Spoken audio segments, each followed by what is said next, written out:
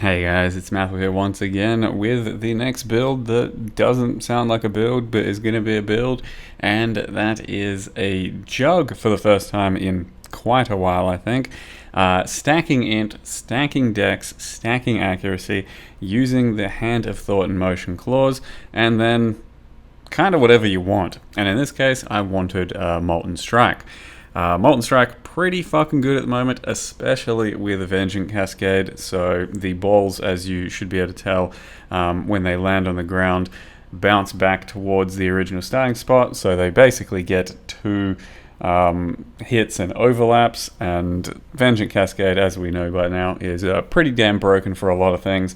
And Molten Strike, absolutely no exception. But it's good without it, it's good with it, or even better with it. Either way, we came up with this cooked idea of going for stacking a lot of things at once. So conventionally, there are some good attack speed, accuracy stack jugs out there, and I've tried that once with a really whack idea, but it didn't feel super good. Just pure accuracy, you're pretty low on life, and using petrified blood typically because you got to be low life.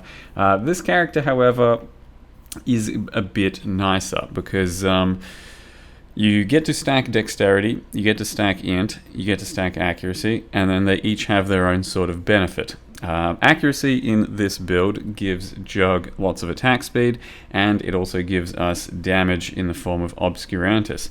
Dexterity gives us a lot of flat lightning damage. Sorry, accuracy also gives boot damage, the lightning damage from the ritual boot.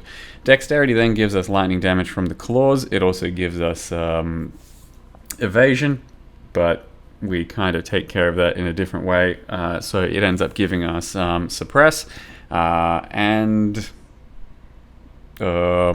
gloves. Shaper's touch gloves also make dexterity give us life. We then have int, which gives us lots of accuracy, lots of I guess a decent amount of mana, and evasion from Shaper's touch gloves as well. In the end, accuracy is the main driving force still behind the damage for attack speed and damage, but dexterity comes in pretty hard for damage as well. Each point of dexterity gives us 3 accuracy, each point of int gives us 5 accuracy, and then accuracy gives us attack speed and damage.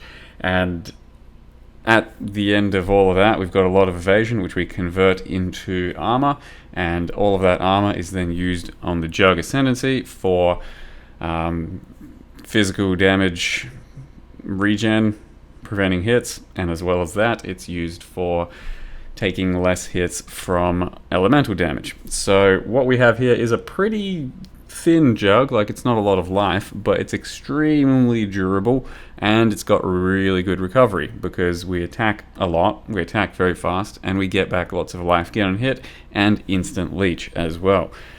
So it doesn't look like the thickest jug out there, but especially combined with Molten Shell, we can take an absolute pounding, and hopefully it's going to be one of those characters that can do all the endgame pretty damn smooth and go all the way through with little trouble. It's just a lot of work to conceptualize the build, put it all together. The tree is an absolute abomination, as you'll see very soon, and the gear is a bit weird and difficult to get resists on, so I had no choice but to run Purity of Elements. Would have loved to run Determination instead, which is like an extra 50k armor or some shit, but Purity of Elements basically had to be utilized because we've got almost no resist anywhere. A lot of the gear is just uniques with no resist, and it is what it is. So it's a bit of a difficult one to fully figure out, but I think once it's figured out, it should be a nice build to kind of replicate and still get really far with the character. It is a bit of a choose your own adventure build, this type of thing. You could easily pick many different skills and just do whatever setup you want. I think Molten Strike is very strong mechanically in this sort of thing, but Lightning Strike goes pretty hard. You can go Spectral Helix, you can build a bit different for Spectral Throw. You could even do other strike skills, but I just think Molten Strike is going to be one of the nicer ones for the standstill face tank sort of gameplay, since you can get a lot of life gain on hit back. And as you can see, we do pump some crucibles. The biggest problem in the build right now is entirely Chaos Res, and I can solve that, and I might have to solve the Chaos Res problem if it becomes too much of an issue. But crucibles for sure are what pump out some chaos damage occasionally, and what need fixing for that chaos res. For the most part though, we are fairly durable against physical mitigation style stuff and elemental mitigation style stuff as well.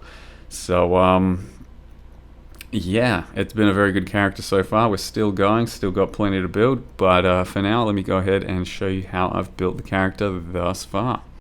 So here's the character at the moment, level 91, the smallest jug. The idea was to get a lot of int. It didn't quite work out that way because I wanted to stack int and dex kind of at the same time, but it became much more beneficial to just stack like much more dex and then a bit more focus on accuracy. So we have 1500 dex at the moment, 600 int, and then 31,000 accuracy. The build is based kind of around Hand of Thought and Motion, so you can see 1 to 10 lightning damage per attacks, per 10 dexterity, and then some crit per 25 int. On top of that, we are stacking accuracy for these boots, 1 to 6 attack lightning damage per 200 accuracy, big accuracy penalty. And then we've got Obscurantus, which is 1% increased proj attack damage per 200 accuracy. Some other shit that we care about is, I guess, on the shape is touch. So you get accuracy per 2 int, you get life per dex, you get evasion rating per 10 int, melee fizz, but a lot of our damage is projectile based, so it's not as important for the freaking melee portion of the skill. Yeah, that's what I meant to say. So all in all, yeah, that's what totals into the final character.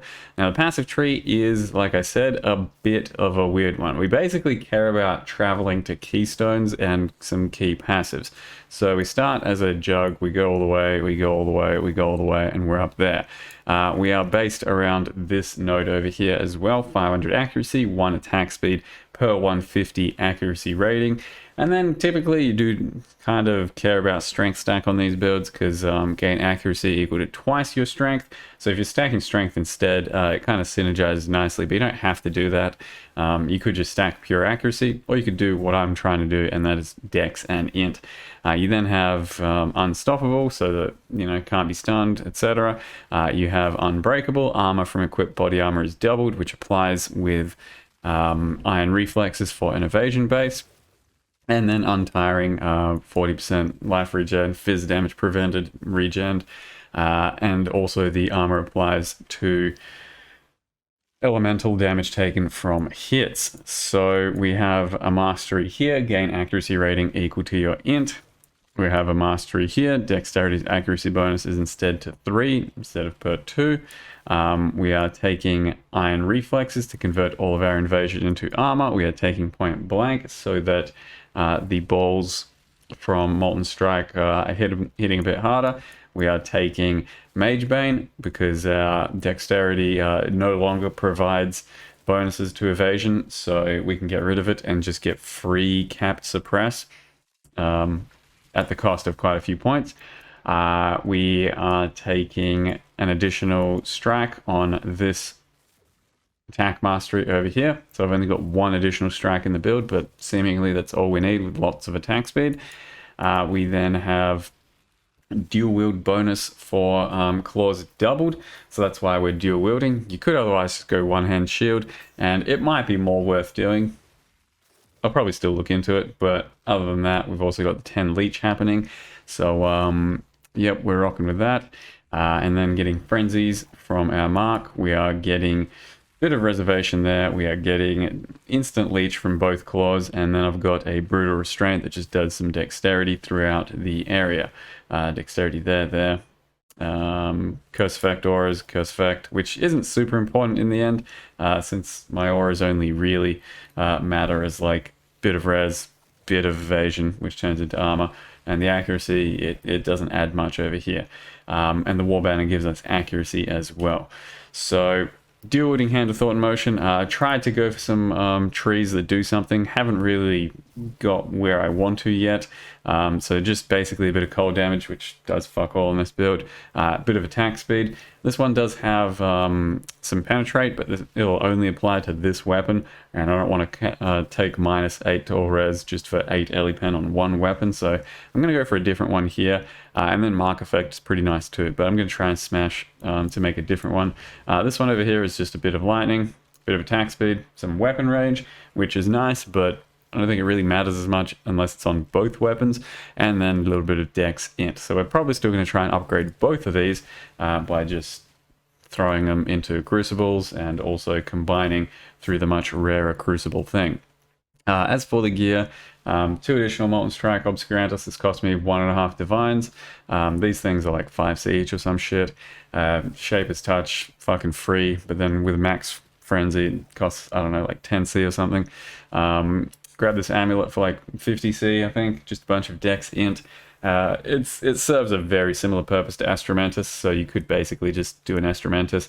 Otherwise, amulets like this that you then Jorgen tier 3 in research could turn into percent stats, and that's going to be much better, so I might chase that down with enough min-max. Then picked up a Cyclopean Coil, which just had perfect stats, and then put attributes on it, so very cheap to do one of those as well.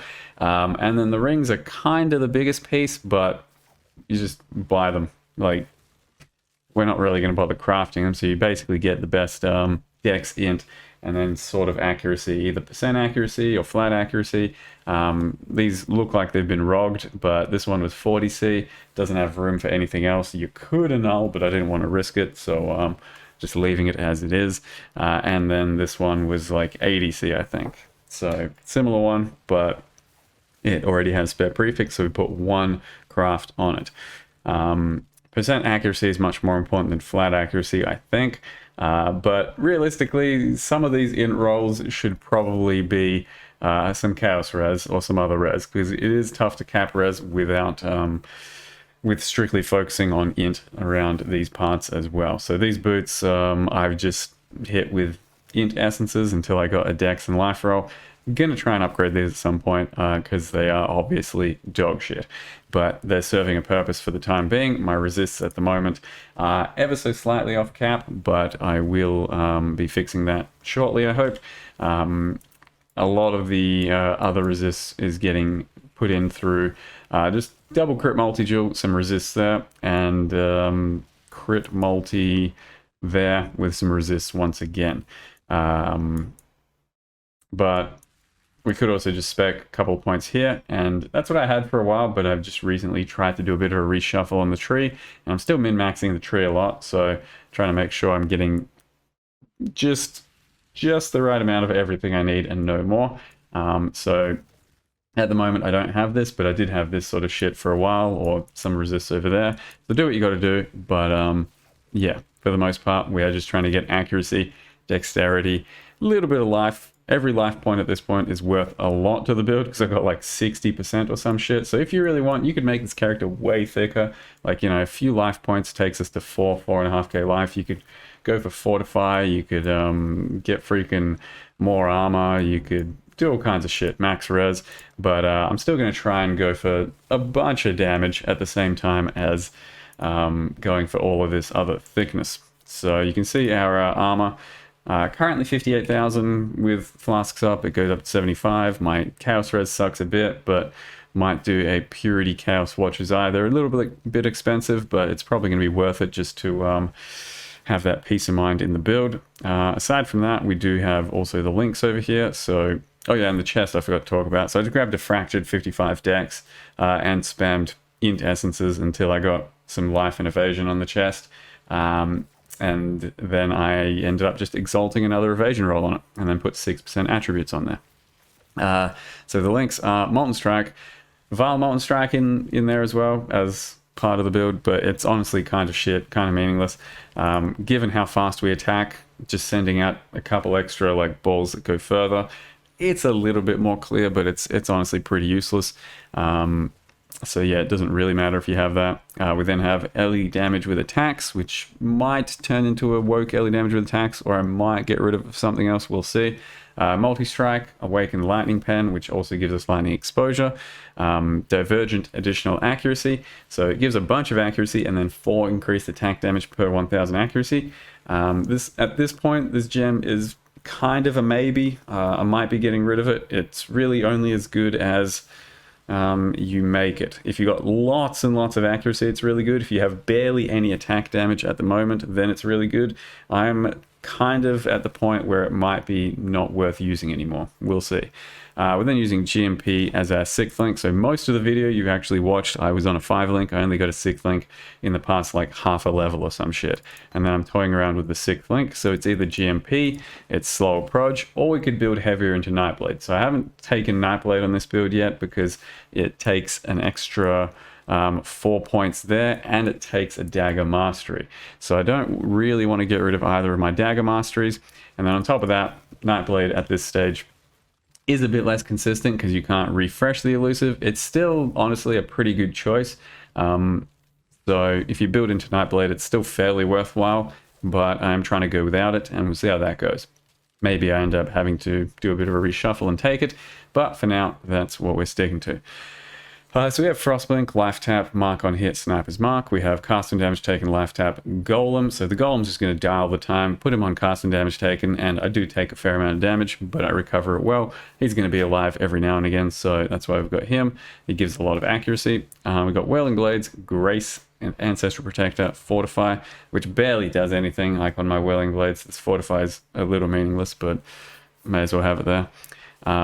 Precision. We then have War Banner with the anomalous version for a bit more accuracy, extra 10%. Molten Shell and Anomalous Purity, which gives, once again, just a little bit more res. Amethyst Flask, because I currently need some of that Chaos res. Got Diamond, Silver, and Jade. For now, that's the build. I'm still working on it, but I'm very happy with how it's going so far. A very decent way of building a melee character, and not too tough to put together. It's just been tough to figure out. So with that, thank you very much for watching, and see you guys next time.